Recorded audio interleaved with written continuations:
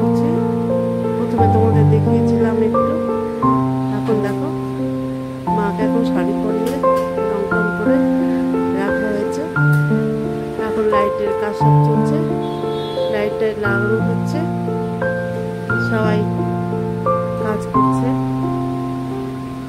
এবার মাকে শাড়ি পরানো হবে, গয়না লাগানো হবে, গয়না পরানো হবে।